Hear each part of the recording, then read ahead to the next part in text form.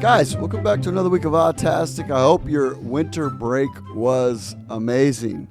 This is Comedian's Guide to Autism. I'm one of your hosts. My name is Kirk Smith, and my co-host, Graham K. Hello. Boom. Boom.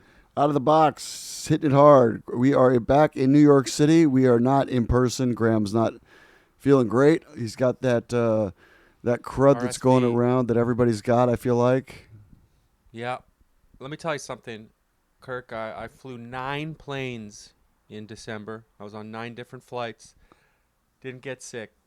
Gave a guy a ride out of the goodness of my heart.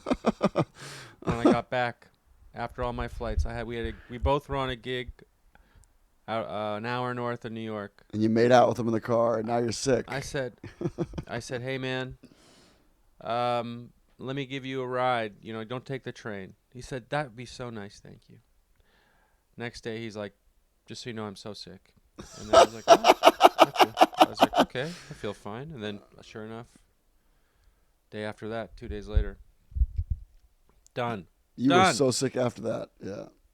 I was so sick, I was like incapacitated. I had to order groceries. And then I was almost too sick to put them away. Man. Oh my God! And I forgot a bunch. Anyway, I'm okay now. Grandma's back, baby. I didn't feel it would be responsible to have you over, but anyway, it's going around. It's going around big time. I played basketball in a gym with 15 sweaty comedians, so I'm sure I'm due. But well, you might get scabies, but you'll probably be okay. Yeah. Merry Christmas, Happy New Year, Happy Hanukkah, Happy Holidays for everybody who is just getting back to their routine. Speaking of routines, JJ's got a new horse. He's got a new horse. There is a new horse. Excuse me, available for him to ride. It's not his horse, but I gave Kirk the sickness through the microphone. through the Zoom. Through the Zoom. But there's a very cute picture of him on Facebook, squinting in minus 20 Celsius, which is like what, 10 degrees Fahrenheit. Squinting, sitting on a horse with a little horse helmet, holding his iPod or his prepaid phone with videos loaded on his right hand and the reins in his left hand. And so he's got a new horse that he's warmed to, and he's doing good. He's doing good. Yeah, we had a little call yesterday on the train. He did not appreciate the background noise. They called a little behind schedule, so I didn't think they were going to call that day, and so that's what happened. And I think he's doing good. How's Peter's foot healing up? Peter's good too. He also doesn't like when I call and when he calls me and I'm on the train. He hates that. Yeah, Pete's his big follow-up appointment is today, so he's the way it worked out time-wise, couldn't get the results back in time for this podcast to let you guys know, but he if you don't remember, he had a slip and fall and snapped his ankle on the ice and got 14 pins, had to get surgery. He's very proud of how tough he's being, and he does his exercises, and today it's been 2 months, and he's going to the doctor today. Big follow-up appointment. It's all he's been talking about for a week. Stayed at my mom's house last night, and and it's but it's a lot. It's something that I've been thinking about. Made me realize that, I don't know how much longer my parents can do this. My mom is just like it's exhausting, taking care of them, and my dad went south to go golfing, and so she's taking care of him herself, and she's got to lift his little scooter into the car, and it's heavy, and micromanage every little step he takes because he's not the best at paying attention all the time, and I don't know.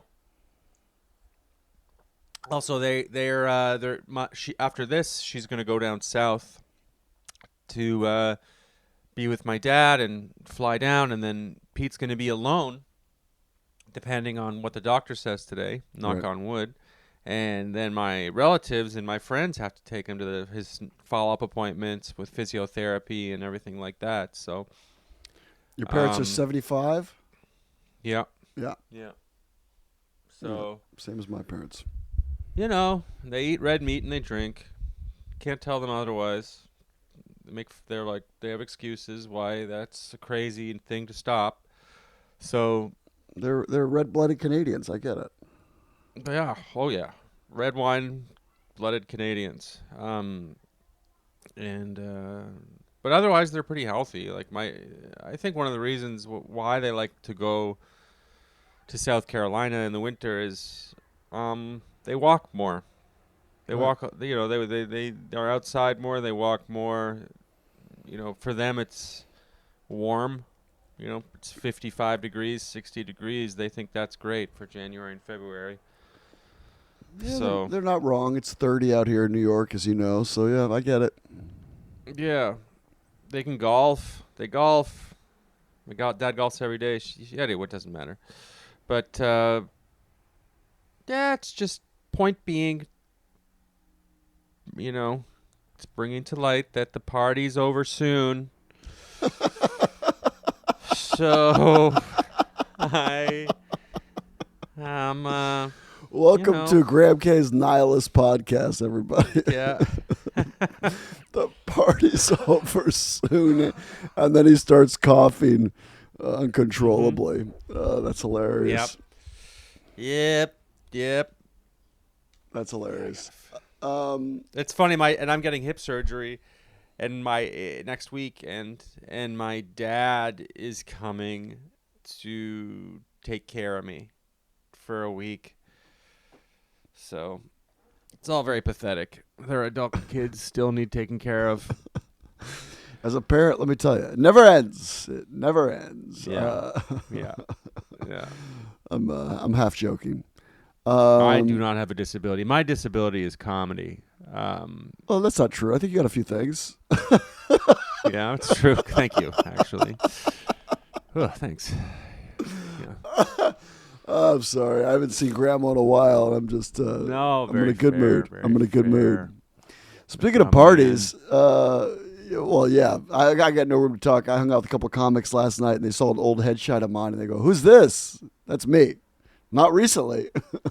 That's rude. Man, he used to be really handsome. Thanks. That was really funny. Who's this guy? Well- Did you eat him? Yeah. Speaking of parties, Grandma found this article. This was you saw the video about this, though, right? Yeah, I saw a video circulated. It went viral. And I just thought it was very interesting. The part about,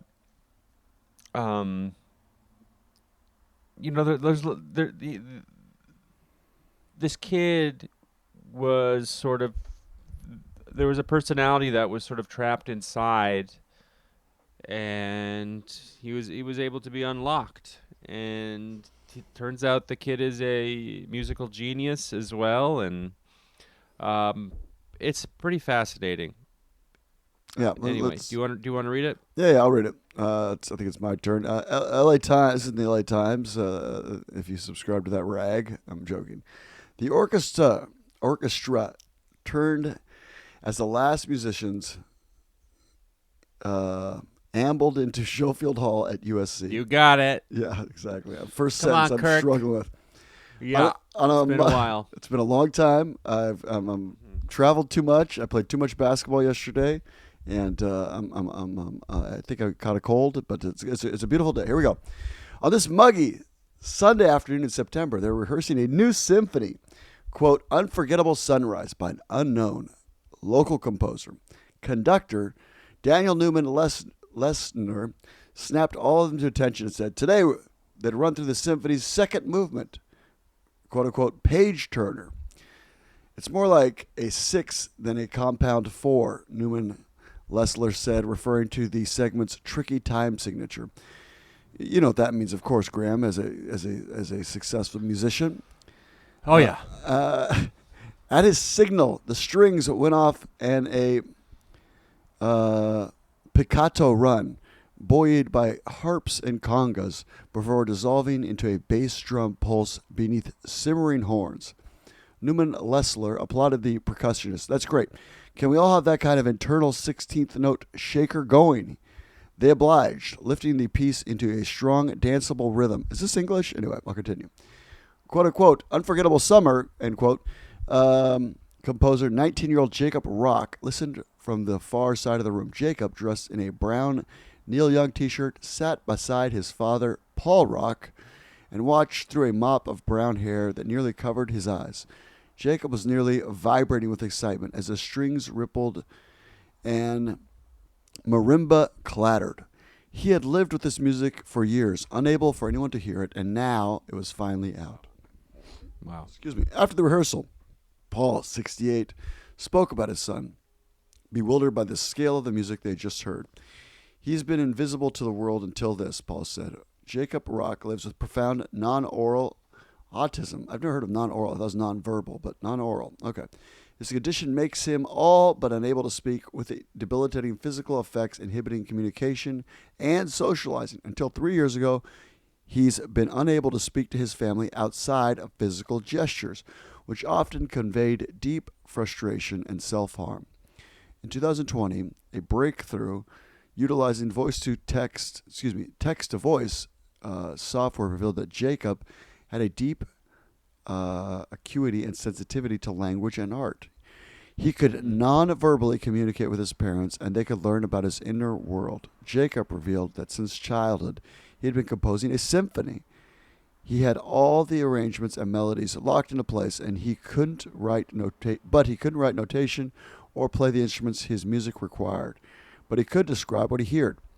Could they help him find a way to play it? Jacob's Symphony, which he co-wrote with composer Rob Loffer, debuted Saturday at the Alex Theater in Glendale. It reveals much about the inner lives of people with nonverbal autism, worlds which are often remaining devastatingly unexpressive. Many suffer in isolation their whole lives, yet music experts say the unknowable, and on Sunday night, the music exists, to say the unknowable, and on Saturday night, hundreds of people finally heard Jacob's mind at work. Failure was a thing that always frightened me. Not being able to communicate was the greatest barrier to success, Jacob said through his text-to-speech software in an interview at his family's home in Northeast LA. He only had the stamina to type a few minutes, and he was eager to talk about his work. And I want people to see the pain in my life and the bad times and know that there's hope. And there's a lovely picture of him, Jacob brought Paul Rock, and the other composer who helped him, Rob Loffer. For all the ground broken in understanding and treating autism today, so much is still unknown about where it comes from and why it manifests as certain differences and disabilities. In some cases, why it can be consonant with incredible skills in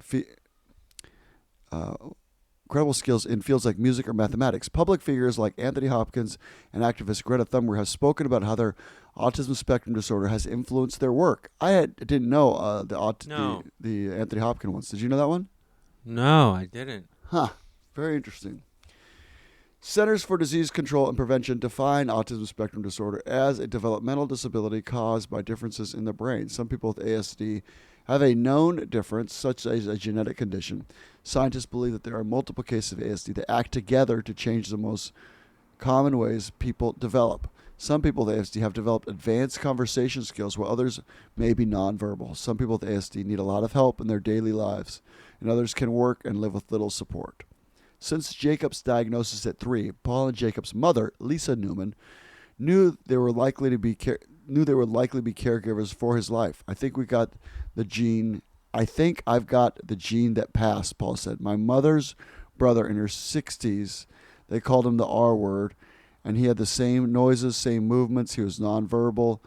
My grandmother kept him until she died, and now I see Jacob and his outward behavior, and that was my uncle. Paul, the script reader, and Lisa, a retired LAUSD teacher. They determined to give Jacob the most vibrant life they can, but the scope of his difficulties was immense and often heartbreaking. The family raised a child on the spectrum, and it's a 24/7 job, said Margaret Bauman, the pediatric neurologist who treated Jacob since he was 5 at the Casa Colina Center in Pomona. A lot of kids have sleep problems, gastrointestinal issues, and they can't tell you they're in pain, so they're self-injurious to tell us they're hurting. She said that Jacob's non-oral autism arises from trouble with praxis, which means motor planning, how to get the body and mouth to do what I want when I want. Medical understanding of autism is in its infancy, and treatment is only a generation removed from institutionalization. It wasn't until the 80s that we've got the information to say there's nothing wrong with your parenting. It's a brain not wired the way everyone else is. 1 second, excuse me. Excuse me. There's nothing wrong with your parenting. It's a brain not wired the way I was. Okay, said Brahman. The structure within the brain that are involved, the connectivity between one part and another, they just don't know yet. Since childhood, however, music has moved Jacob deeply. Remember him dancing around to the Beach Boys when he was 18 months old. He'd go in his room and he'd be banging around on his bongos and congos. We have videos of him at 11 just banging around on the piano. And I showed it to him recently, and he said, I remember working on my first symphony. Education was a lifelong struggle, though. He attended the Westmoreland Academy in Pasadena that specializes in children for autism from the ages of 10 to 17. He hated school because he didn't quite understand him. He had a lot of self-injury. The loneliness from the non-oral autism was a source of deep grief, and Jacob's parents found passions they shared with him. Their nights were often spent watching Jeopardy, a favorite of Jacob's, and plowing through the French New Wave and Hitchcock films canons. Huh. That's unusual, but yeah, there you go. They were together for concerts like Lindsey Buckingham at the Nice. Orpheum and Neil Young at the Greek. It's a challenge, but Jacob loves Brian Wilson and Frank Zappa. I think he recognizes people who feel the whole thing like he does. Their worlds changed drastically in 2020 when Jacob, after years of intense motion training, learned to use his fingertips to type into a special equipped iPad with text-to-speech prompts, enabling him to speak for the first time. His family had always nicknamed him Jake, but once he could type, one of the first things he said was, "Call me Jacob." That's hilarious. That's really funny. That's so funny. All the years go by, and like, just call me the right name, please. I've just been grading on him. Yeah, there's no way for him Jake. to say it. Hilarious. My son's name was also Jacob, but we call him JJ. But in Swedish, they call him, Jakob. I'm always curious, like, if what he prefers, but yeah, he does not tell us yet. Maybe someday. The family had an invigorating yet humbling new understanding of Jacob's personality. Whenever they surmised about their son's inner life, he could now tell them himself, and his words were much richer than they had known. That included the music that he desperately wanted to hear perform. You could have seen him walking down the street, and somebody would say, "Oh my God, that poor soul," said Paul. He doesn't look like he's present. That shattered the perception of people who have this kind of autism. Dr. Keith Agee, the music therapy program director at the University of New York, said that the world's leading centers for engaging autistic people through music, often through the Nordhoff Robinson's practice of collaborative performance. He doesn't work with Jacob, but said it's no coincidence that music helped the youth bond with his family. Autistic people get the same thing we all get out of music, a way of communicating with other people. In our program, would be improvising on a piano and go to the odd chord modulation, and the child will laugh and smile. It's not purely a reflexive act. They think of the auditory and cognitive process involved in identifying an unusual key challenge and laugh. It can be the first time that they're feeling their human intelligence, and you can't overestimate that. It's really well said. Many autistic patients he works with, music is a life or death consequence to the mental health. Quote, imagine having no means of expressing the intelligence people assume you don't have, he said. How frustrating, how lonely. One of the most important things is that for autistic people, is many music communities accept them. You go to a heavy metal or Grateful Dead show. You can dance bizarrely, and that's accepted. The things that set them apart in regular social life, in musical structures, they feel at home. Some people with autism, even nonverbal forms, have formidable music skills. Many successful pop and classical musicians can exhibit traits associated with autism that can be stereotyped by the public. Studies have shown some correlations between autism and having perfect pitch, but many experts think that it's most likely that intense focus, the common manifestation of autism, that helps cultivate innate musical talent that would otherwise be randomly distributed. For Jacob, music comes easy. The hard part will be the physically translating the compositions. This is a rather lengthy article. It's another 6 pages. We're gonna keep plowing through this. What are we thinking, Grandma? Well, why don't you skip on down to the summation there? There we go. And then thank God for you know, the respite. if people want to read the full one, it's at the LA Times. Look up. I don't want to get his first name wrong again. Jacob. What? Jacob Rock. You got it. No relation LA to Chris. Times. Yeah. Okay. So the orchestra wrapped. We're headed down to the end after the whole thing. Newman Lester had sweated completely through his white tunic. The crowd rose to its feet for a minute after minute, applauded Jacob and his tear-streaked father and musical collaborator. The young man whose life was invisible to the world was now headed home a rock star. It was the best night of my life, said Jacob to his father after the performance. My symphony is so fantastic, I wanted to cry. I'm so happy. I feel a damn terrific rush of joy. Jacob is already moving on to his next project, an opera where he would dictate the music, and write the libretto himself. I think the opera holds a lot of opportunities for him to show exactly what's on his mind. A stronger emotional road map, said Paul. Yet Jacob's caregiving needs will remain and may be complicated by his made-for-Hollywood musical achievement. Paul said that the day after the performance, he had an hours-long conversation with a film producer who wanted to make a movie about Jacob's life, and said the family has an extensive plan in place for Jacob's care for the next few decades to come, even after his and Lisa's death. While he'll take care of him for the rest of his life, Jacob's autism can now be a place of strength as well. Quote, we're trying to find people we can trust that can be with him, and that's hard to do because we don't know when we're going to die, Paul said. He's told me that the most heartbreaking thing was, when you're gone, I'm going to be really, really sad. I'm going to replay every moment we had together, end quote. It was a camera-like mind that he has to say this with. And he's going to remember everything we did together.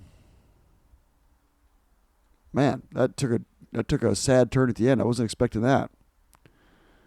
Yeah. Does that make you think of your own situation? What's that make you think of, bud? No, it doesn't. I mean, I know what's going on in Peter's mind because he's verbal. He's verbal, and he has motor skills, and he's very expressive. Yeah, I think, I don't know, I think for the most part that's like a very uplifting story. I think it's too bad it took so long, but sometimes these things take a long time. It takes a long time for everybody. It takes a long time for you to have success too in life. I mean, it takes a long time for everybody. Well, not that. It's just to unlock his communication and his personality. You know, that's the tragedy is like, oh, it's this guy. Well, some of the technology is new though too. Totally, but it's just a tragedy that he has been like that for so long. Right. Could you imagine spending that amount of time with a personality and no one taking you seriously? Everyone calling you a name that annoys you? Yeah, calling you the wrong name. Everyone's like, "Hey, Kirky," and you're like, "Oh God, if I hear Kirky one more time," and if you could not call me Kirky, if you could not call me Kirkland Kirk, please. yeah. No, we're always going to call you Kirkland Kirk because that's who you are. No, I get it. It's but it's interesting. I think it's yeah. I don't know how I feel. It took a real turn there at the end. Yeah, the mortality of it all. Yeah. I thought it was good though. I thought it was good. That's life. I'd be shocked if they don't make this into a movie. Yep. Oh, totally. Congrats to him for putting in the work and being able to communicate, and congrats to his parents. I mean, you always talk about what a miracle that would be. That's what I thought of. You know, to me, I thought it's a real blessing. His parents have dedicated their lives to this, basically, and I'm sure it was no. You know, if he's not verbal and not able to play anything, I'm sure the guy who helped him arrange it, Mr. Well, I just blanked on his name. What was his name? It was Mr. Rob Loffer. Mm-hmm. I mean, I'm sure it was a lot, work for him too, and I'm very grateful that he took the time to use his talents to help Jacob communicate the things in his heart. Yeah. Mm-hmm. Amazing story. A lot to think about. Wow, took a real turn for me on there. Grandma, what do you got this week? Yeah. I'm gonna be opening up for Nate Bargatze, and Terrific. where are we going? We're gonna be going to Cincinnati. On to Cincinnati. We're going to Columbus, Ohio. Woo! Yep. And Charlotte, North Carolina. That'll be fun. Yeah. So, and then after that, I get hip surgery. I should be opening up for Nate the next weekend at the former Air Canada Centre, where the Toronto Raptors and Toronto Maple Leafs play.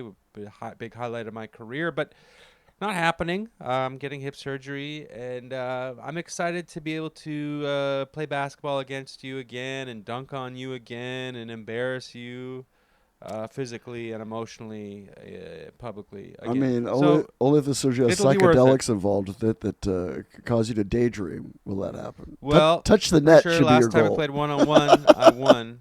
So Oh, wow. Shots fired. All right. Guys, you can't see this podcast, but I'm the fattest I've ever been. I'm a 220.